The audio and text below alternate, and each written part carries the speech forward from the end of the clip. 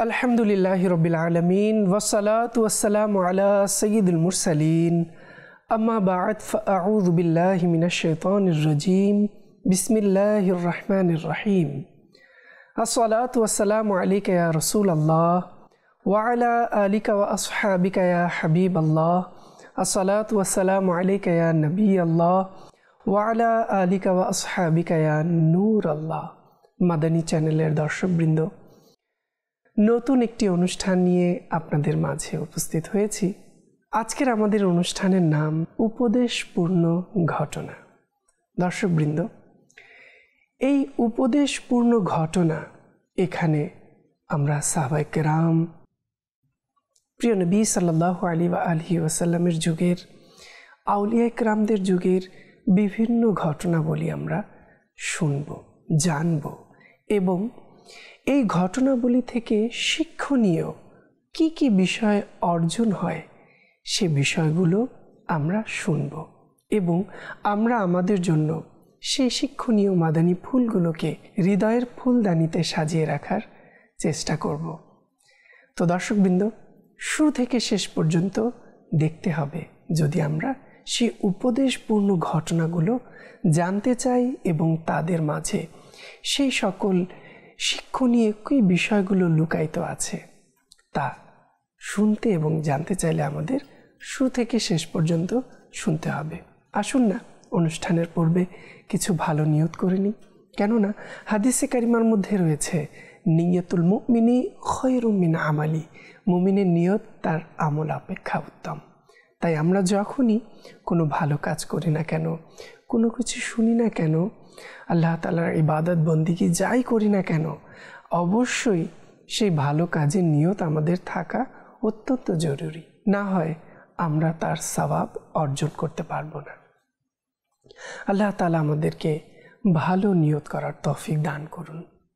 দর্শকবৃন্দ, অনুষ্ঠানের শুরুতে আসুন আমরা দুরূদ শরীফের ফজিলত সম্পর্কে একটু জানি।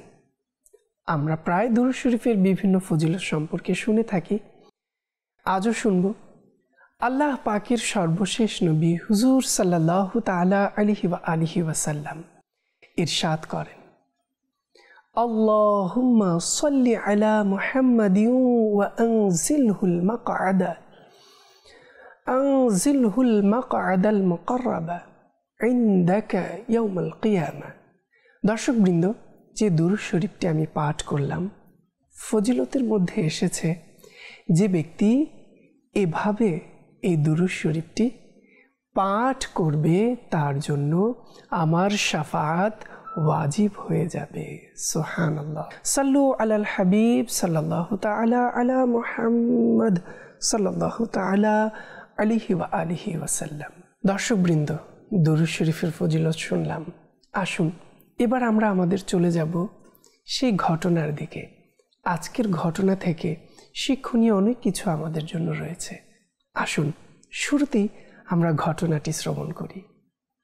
হযরত সৈয়দুনা খালিদ বিন মা'দান রাদিয়াল্লাহু তাআলা আনহু বলেন, হযরত সৈয়দুনা ওমর ফারুক আযম রাদিয়াল্লাহু তাআলা আনহু হযরত সৈয়দুনা সাঈদ বিন আমির রাদিয়াল্লাহু তাআলা আনহুকে হিমস শহরের প্রশাসক নিযুক্ত করলেন। অতঃপর যখন হযরত সৈয়দুনা ওমর ফারুক আযম রাদিয়াল্লাহু তাআলা আনহু চলে গেলেন, তখন তিনি হিমসের লোকদের জিজ্ঞেস করলেন, তোমরা তোমাদের প্রশাসককে কেমন পেলে? উত্তরে তারা হযরত সৈয়দুনা সাঈদ বিন আমির রাদিয়াল্লাহু তাআলা আনহু এর বিরুদ্ধে অভিযোগ করলেন। গভর্নর ও কর্মকর্তাদের অসংখ্য অভিযোগের কারণে হিমসকে ছোট কুফাও বলা হতো। অতঃপর হযরত সৈয়দুনা ওমর ফারুক আযম রাদিয়াল্লাহু তাআলা আনহুকে সেই হিমসবাসীগণ জানালেন যে আমাদের আমিরের বিরুদ্ধে আমাদের 4টি অভিযোগ রয়েছে। 1, তিনি দিনের বেলায় খুব দেরিতে আমাদের কাছে আসেন। 2, তিনি রাতে কারো কথা শোনেন না। 3, মাসে এমন একটি দিন আসে যখন তিনি আমাদের কাছে একেবারেই আসেন না। কখনো কখনো তিনি খুব দুঃখিত ও বিষণ্ণ হয়ে পড়েন এবং অজ্ঞান হয়ে যান। হযরত সৈয়দুনা উমর ফারুক আজম রাদিয়াল্লাহু তাআলা আনহু হযরত সৈয়দুনা সাঈদ বিন আমির রাদিয়াল্লাহু তাআলা আনহুকে ডেকে সকলকে একত্রিত করলেন। তারপর হযরত সৈয়দুনা উমর ফারুক রাদিয়াল্লাহু তাআলা আনহু মহান আল্লাহ তাআলার দরবারে আরজ করলেন, হে আমার রব, সর্বশক্তিমান মহামান্বিত, আজ এই বিষয়ে আমার সিদ্ধান্তকে দুর্বল করো না, অর্থাৎ আমাকে সঠিক সিদ্ধান্ত নিতে সাহায্য করো। অতঃপর তিনি লোকদের দিকে ফিরে বললেন, তার সম্পর্কে তোমরা কি অভিযোগ করেছ? লোকেরা বলল, তিনি দিনের বেলায় আমাদের কাছে খুব দেরিতে আসেন। হযরত সৈয়দুনা সাঈদ বিন আমির রাদিয়াল্লাহু তাআলা আনহু এই অভিযোগ শুনে বললেন, আমি এ বিষয়ে বলতে লজ্জা পাচ্ছি। কেন? আমি দেরিতে আসি, সর্বশক্তিমান আল্লাহর কসম করে বলছি, আমার কোনো একটি খাদিম নেই। আমি নিজেই আটা তৈরি করি, তারপর তা মাখি, রুটি ছেঁকে, তারপর আমি তা খাই, তারপর ওযু করি এবং তাদের কাছে আসি।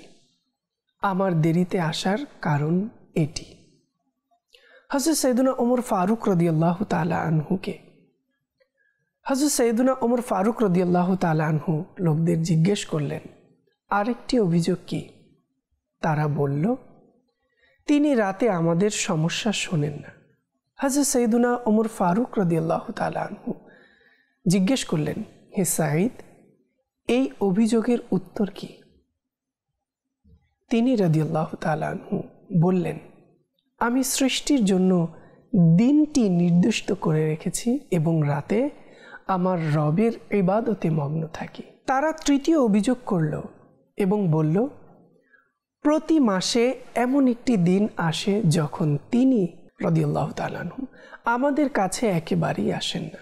হযরত সৈয়দুনা উমর ফারুক রাদিয়াল্লাহু তাআলা আনহু বললেন, হে সাঈদ, আপনি কি বলেন? তিনি বললেন, হুজুর, আমার কোনো খাদিম নেই। আমি মাসে একবার আমার কাপড় ধুয়ে ফেলি, আর পরার জন্য দ্বিতীয় আর কোনো কাপড় নেই যা পরে আমি তাদের কাছে আসব। তারপর যখন সেই কাপড় শুকিয়ে যায় তখন আমি সেটা পরে তাদের কাছে আসি। চতুর্থ অভিযোগ করে তারা বলল, কখনো কখনো তার তীব্র খিঁচুনি হয় এবং অজ্ঞান হয়ে যায়। হযরত সৈয়দুনা উমর ফারুক রাদিয়াল্লাহু তাআলা আনহু বললেন, হে সাঈদ, এই অভিযোগের উত্তর দাও। তিনি রাদিয়াল্লাহু তাআলা আনহু বললেন, ইসলাম গ্রহণের আগে আমি প্রিয় নবী হুজুর আকরাম সাল্লাল্লাহু তাআলা আলাইহি ওয়াসাল্লামের একজন সাহাবীকে, অর্থাৎ সৈয়দুনা খবিব আল আনসারী রাদিয়াল্লাহু তাআলা আনহুকে একটি মাঠে দেখেছি, যাকে কুরাইশদের কাফেররা একটি খেজুর গাছের সাথে বেঁধে তীর দিয়ে তার শরীরে বিদ্ধ করছিল। আমিও তাদের মধ্যে উপস্থিত ছিলাম। তখন কুরাইশরা তাকে জিজ্ঞেস করল, তুমি কি এটা পছন্দ করো যে মুহাম্মদ সাল্লাল্লাহু তাআলা আলাইহি ওয়াসাল্লাম তোমার জায়গায় শাস্তি দেয়া হোক? এই কথা শুনে প্রিয় নবী সাল্লাল্লাহু তাআলা আলাইহি ওয়াসাল্লাম এর সাহাবী বললেন, আল্লাহর কসম, আমি তো এটাও পছন্দ করি না যে আমি আমার পরিবারের সাথে ঘরে থাকব আর আমার প্রিয় নবী সাল্লাল্লাহু তাআলা আলাইহি ওয়াসাল্লামের শরীরে কোনো কাঁটাও স্পর্শ করুক। আমি হাজারো প্রাণ প্রিয় নবী সাল্লাল্লাহু তাআলা আলাইহি ওয়াসাল্লামের জন্য উৎসর্গ করতে প্রস্তুত আছি। तेरे नाम पर सर को कुर्बान करके तेरे सर से सदक़े उतारा करूं मैं। ये एक जान क्या है अगर हो करोड़ों, तेरे नाम पर सबको वारा करूं मैं। सुबहानाल्लाह। दर्शकबृंद, आशिके रसूल যারা ছিলেন তাদের উদাহরণ এমনই ছিল। সাহাবায়ে কেরাম আলাইহিমুর রিদওয়ান নিজের জানের পরোয়া করতেন না। প্রিয় নবী সাল্লাল্লাহু তাআলা আলাইহি ওয়াসাল্লামকে এমন ভালোবাসতেন দর্শকবৃন্দ, এরপর এই সাহাবী রাদিয়াল্লাহু তাআলা আনহু প্রিয় নবী সাল্লাল্লাহু তাআলা আলাইহি ওয়াসাল্লামের দরবারে ইস্তেগাসা করলেন এবং উচ্চস্বরে বললেন, ইয়া মুহাম্মদ, ইয়া মুহাম্মদ, এর ধ্বনিকে সমুন্নত করতে রইলেন। আফসোস, আমি সেখানে থাকা সত্ত্বেও তাকে সাহায্য করতে পারিনি। সম্ভবত আমার এই পাপ কখনো ক্ষমা করা হবে না। কেবল এটা চিন্তা করতেই আমার অবস্থা আরও খারাপ হয়ে যায় এবং আমি অজ্ঞান হয়ে যাই। হযরত সাইয়েদুনা ওমর ফারুক রাদিয়াল্লাহু তাআলা আনহু বললেন, আল্লাহর শুকরিয়া যে তিনি আমার বিচক্ষণতা সঠিক প্রমাণ করেছেন এবং আমাকে এত মহান ব্যক্তিত্ব দান করেছেন। অতঃপর তিনি রাদিয়াল্লাহু তাআলা আনহু হযরত সাইয়েদুনা সাঈদ রাদিয়াল্লাহু তাআলা আনহুকে 1000 দিনার দিলেন এবং বললেন, এগুলোর মাধ্যমে তোমার প্রয়োজন পূরণ করো। যখন তার সম্মানিতা স্ত্রী রাদিয়াল্লাহু তাআলা আনহা 1000 দিনার দেখলেন, তিনি বললেন, আল্লাহর শুকরিয়া যে তিনি আমাদের ধনী করে দিয়েছেন। এই কথা শুনে তিনি রাদিয়াল্লাহু তাআলা আনহু বললেন, আমাদের জন্য অধিক উত্তম হবে এই অর্থ তাদের দান করা যারা আমাদের চেয়ে বেশি অভাবী। তুমি কি এতে সন্তুষ্ট নও? তার সম্মানিতা স্ত্রী ধৈর্য ও কৃতজ্ঞতার সাথে বললেন, জি, আমি সন্তুষ্ট। তারপর তিনি রাদিয়াল্লাহু তাআলা আনহু সমস্ত দিনার ব্যাগে ভরে তার বাড়ির সবচেয়ে বিশ্বস্ত ব্যক্তিকে ডেকে বললেন, এই ব্যাগটি অমুক পরিবারের বিধবাদের, অমুক পরিবারের এতিমদের, অমুক পরিবারের দরিদ্রদের এবং অমুক পরিবারের অভাবীদের দিয়ে দাও। এভাবে তিনি রাদিয়াল্লাহু তাআলা আনহু সমস্ত অর্থ ভাগ করে দিলেন। মাত্র কয়েকটি দিনার অবশিষ্ট রইল। যখন তিনি রাদিয়াল্লাহু তাআলা আনহু বাড়ি ফিরে এলেন, তখন তার সম্মানিতা স্ত্রী রাদিয়াল্লাহু তাআলা আনহা জিজ্ঞেস করলেন, আপনি কি আমাদের জন্য গোলাম কিনবেন না? যে কয়েকটি দিনার বেঁচে গেছে তা দিয়ে গোলাম কিনে নেওয়া উচিত। তখন তিনি রাদিয়াল্লাহু তাআলা আনহু বললেন, যদি আমাদের চেয়ে কোনো দরিদ্র চলে আসে তাহলে এগুলো তাকে আমরা দিয়ে দেব। আল্লাহ তাআলার রহমত তাদের উপর বর্ষিত হোক এবং তাদের সদকায় আমাদের ক্ষমা হোক। মাদান চ্যানেলের দর্শকবৃন্দ, এই ঘটনায় আমাদের জন্য অনেক কিছু শেখার আছে। সেই সাহাবী রাদিয়াল্লাহু তাআলা আনহু নিজের দায়িত্বকে কত গুরুত্বের সাথে পালন করতেন এবং তার অন্তরে ক্ষুধাভীরতা, আল্লাহ তাআলার প্রতি ভরসা কেমন ছিল। আল্লাহ আল্লাহ আল্লাহ আল্লাহ, সেই সাহাবী রাদিয়াল্লাহু তাআলা আনহু এর দায়িত্বর প্রতি কেমন মনোযোগী ছিলেন এবং কেমন গুরুত্ব দিতেন, যেন কোরআনের সেই আয়াতের উপর পরিপূর্ণ আমল করার চেষ্টা করেছেন। পবিত্র কোরআনুল কারিমে ইরশাদ হচ্ছে, বিসমিল্লাহির রহমানির রহিম, কুল্লু নাফসিম বিমা কাসাবাত রাহিনা। আল্লাহ আল্লাহ, প্রত্যেক ব্যক্তি তার কাজের জন্য দায়বদ্ধ। আল্লাহ আল্লাহ। দর্শকবৃন্দ, মনে হয় এই আয়াতের উপর পরিপূর্ণ আমলের চেষ্টাই ছিল সেই সাহাবীর লক্ষ্য, উদ্দেশ্য।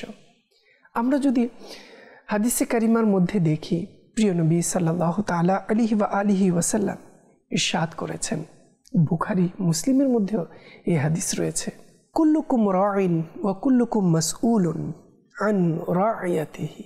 তোমরা সবাই দায়িত্বশীল এবং প্রত্যেকেই তার অধীনস্থদের ব্যাপারে জবাবদিহির দায়িত্বে নিয়োজিত।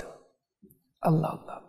দর্শকবৃন্দ, সাহাবায়ে কেরাম আলাইহিমুর রিদওয়ান আল্লাহ তাআলার প্রতি কেমন ভয় রাখতেন, কেমন ক্ষুধাভীরতা তাদের মধ্যে কাজ করত।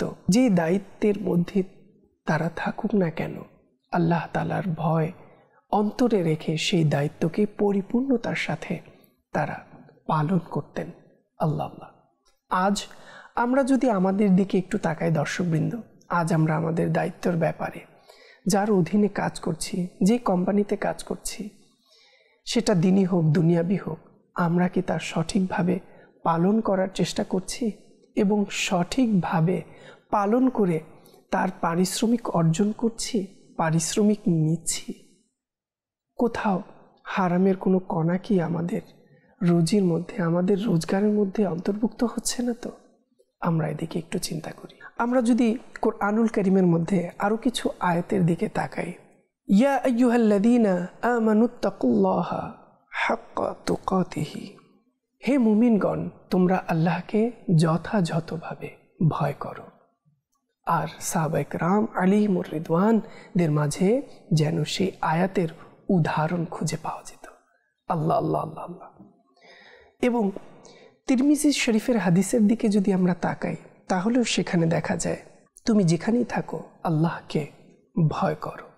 আর সাহাবায়ে কেরাম আলাইহিমুর রিদওয়ান সর্ব অবস্থায় আল্লাহ তাআলার ভয়কে অন্তরে রেখে নিজের দায়িত্ব পালন করে গেছেন এবং নিজের জন্য কোনো কিছুকেই প্রাধান্য দেননি, বরঞ্চ অন্যকে প্রাধান্য দিয়েছেন এবং নিজের প্রয়োজনের চাইতে অন্যের প্রয়োজনকে বেশি প্রাধান্য দিয়েছেন। আল্লাহ আল্লাহ আল্লাহ আল্লাহ।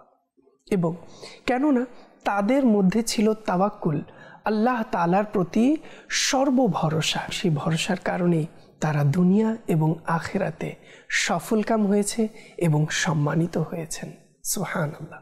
যদি তিরমিজি শরীফের সেই হাদিসের দিকে আমরা একটু লক্ষ্য করি, যদি তোমরা আল্লাহর উপর সঠিকভাবে ভরসা করতে, তাহলে তিনি তোমাদেরকে পাখিদের মতো রিজিক দিতেন। আমরা কি প্রকৃতপক্ষে আল্লাহর প্রতি ভরসা রাখতে পেরেছি? সাহাবায়ে কেরাম আলাইহিমুর রিদওয়ান সেই দায়িত্বকে, আল্লাহ তাআলার ভয়কে অন্তরে রেখে দায়িত্ব পালন করেছেন এবং আল্লাহ তাআলাকেই নিজের সর্বশ্রেষ্ঠ সর্বোৎকৃষ্ট ভরসার মালিক জেনেছেন যে আল্লাহ তাআলাই আমাদের ভরসা এবং যা হবে আমাদের মঙ্গলের জন্য হবে। আমরা যদি হযরত সৈয়দুনা সাঈদ বিন আমির রাদিয়াল্লাহু তাআলা আনহুর দিকে দৃষ্টিপাত করি, তিনি তার জীবনকে কেমনভাবে উৎসর্গ করে দিয়েছিলেন আল্লাহ রসুল সাল্লাল্লাহু তাআলা আলাইহি ওয়াসাল্লামের এই দিনকে প্রচার প্রসার করার জন্য, এবং কিভাবে দায়িত্ব পালন করে আল্লাহ এর জন্য নিজের সময়কেও বাঁচিয়ে রেখেছেন। দিনটি তিনি মাখলুকদের জন্য রেখেছেন এবং রাত আল্লাহ তাআলার ইবাদতে, রিয়াজতের মধ্যে, বন্দেগীর মধ্যে অতিবাহিত করতেন। আল্লাহ আল্লাহ আল্লাহ। আজ এখান থেকে আমরা দর্শকবৃন্দ, এক তো দায়িত্ব পালন কেমন হওয়া দরকার, দ্বিতীয়ত আল্লাহ তাআলার প্রতি ভয়, তৃতীয়ত আল্লাহ তাআলার প্রতি তাওয়াক্কুল এবং চতুর্থ আল্লাহ তাআলার ইবাদত, রিয়াজত। আমরা যত ধরনের দায়িত্ব পালন করি না কেন, আল্লাহ তাআলার স্মরণ, জিকির যেন আমরা ভুলে না যাই। এই ধরনের কিন্তু মাদানী ফুল আমরা পাই। তো দর্শকবৃন্দ, আমরা কি এগুলোকে আমাদের অন্তরে সাজানোর জন্য আমরাও কি আমাদের জীবনের চেষ্টা চালিয়ে যেতে পারি না?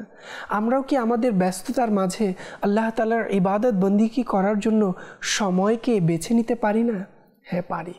কিন্তু আজ আমরা দুনিয়ার চাকচিক্যে, দুনিয়া অর্জনের পিছে এমনভাবে আমাদের সময়কে লাগিয়ে রেখেছি যে আমরা ভুলে যাচ্ছি যে আল্লাহ তাআলার ইবাদতের জন্যই আমরা সৃষ্টি হয়েছি এবং এই ইবাদত বন্দেগীর ভিত্তিতেই কিন্তু আমরা দুনিয়া থেকে বিদায় নেব এবং আখিরাতে এর উপরেই আমাদের হিসাব নিকাশ হবে। আল্লাহ তাআলা আমাদের সবাইকে বোঝার তৌফিক দান করুন। আজ এই ঘটনা থেকে আমরা যে 4টি বিষয় দর্শকবৃন্দ জানতে পারলাম, এই 4টি বিষয়ের উপর আমরা মনোযোগ দিই এবং নিজেদের সময়গুলোকে আল্লাহ তাআলার ইবাদতে ব্যয় করার জন্য, আল্লাহ তাআলার জন্য ইবাদত রিয়াজত করার জন্য নির্দিষ্ট সময় বের করে আনি। হাজারো ব্যস্ততার মাঝে সময় বের করে এনে আল্লাহ তাআলার ইবাদতে, আল্লাহ তাআলার স্মরণে আমরা একটু হলেও নিমজ্জিত হই।